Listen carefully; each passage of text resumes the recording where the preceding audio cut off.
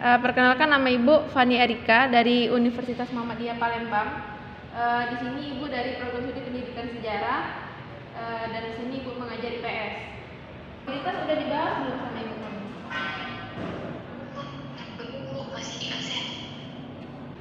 Masih ingat materi yang sudah diberikan oleh Ibu Murni mengenai ASEAN?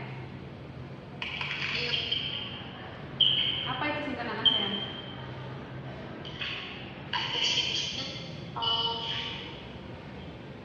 Of Southeast Asian Nation.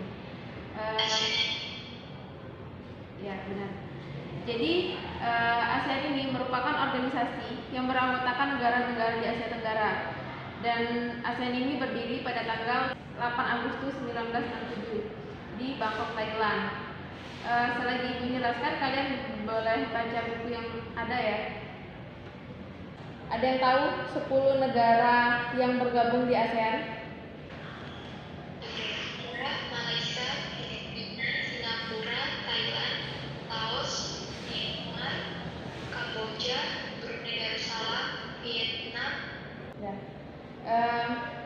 Baik, jadi berdirinya organisasi ASEAN ini diinisiasi dan dari pertemuan yang dilakukan oleh para menteri luar negeri yang terjadi di Bangkok pada tanggal 8 Agustus 1967, dan di mana negara yang mempelopori ASEAN ini pertama kali adalah Indonesia, Thailand, Filipina, Singapura, dan Malaysia.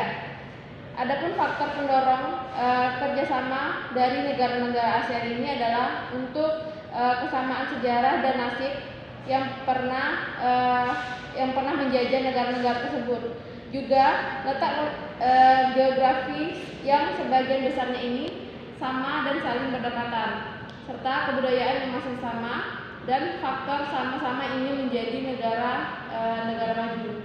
Negara ASEAN ini letak geografisnya berada di antara samudra, yaitu Samudra Hindia dan Samudra Pasifik, serta benua Asia dan benua Australia. Berdasarkan bentuk secara geografis, negara ASEAN ini memiliki ciri, yaitu compact yang berbentuk hampir seperti lingkaran, yaitu contohnya negara Kamboja. Serta fragmented, yaitu bentuk kepulauan terpisah-pisah, contohnya Indonesia. Elongated, yaitu berbentuk memanjang, contohnya Vietnam. Serta protruded, yaitu bentuknya lebih kompleks dan beragam, contohnya itu seperti Thailand dan Myanmar.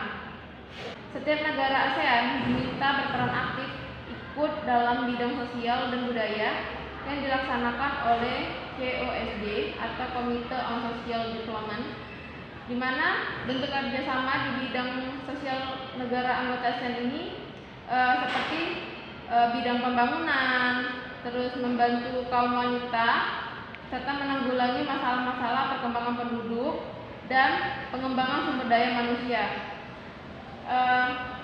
Peningkatan kesejahteraan juga diperlukan dalam kerjasama di bidang sosial dan budaya ini, sama di bidang politik dan keamanan dan juga pendidikan. Untuk di bidang keamanan dan politik, kerjasama ini ditunjukkan untuk menciptakan keamanan, stabilitas, dan perdamaian negara di ASEAN, di mana kerjasama ini menyepakati adanya Dokven, Traktat Persahabatan dan Kerjasama. Selain itu juga kerjasama dalam bidang politik menciptakan ASEAN Regional Forum atau ARF untuk menambah kasus terkini yang menjadi perhatian ASEAN. Sedangkan untuk bidang kerjasama di bidang pendidikan, kerjasama bilateral ini terus dilakukan oleh negara-negara di ASEAN demi terciptanya tujuan pendidikan di negara-negara tersebut. Manfaat dari seluruh bentuk kerjasama di negara ASEAN ini itu apa? Tujuan utamanya kayak gitu. Politik dan keamanan. Ya, jadi tujuannya gini.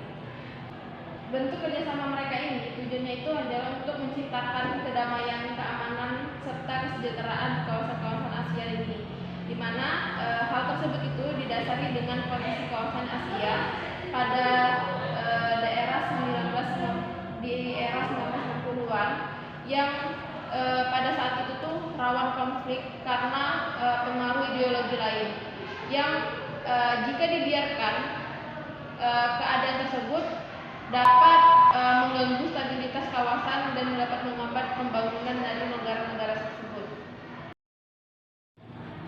Kita di 10.50 ya. Hadir ya, nanti dikabarin ya. Oke ya. Untuk pembelajaran hari ini cukup di sini.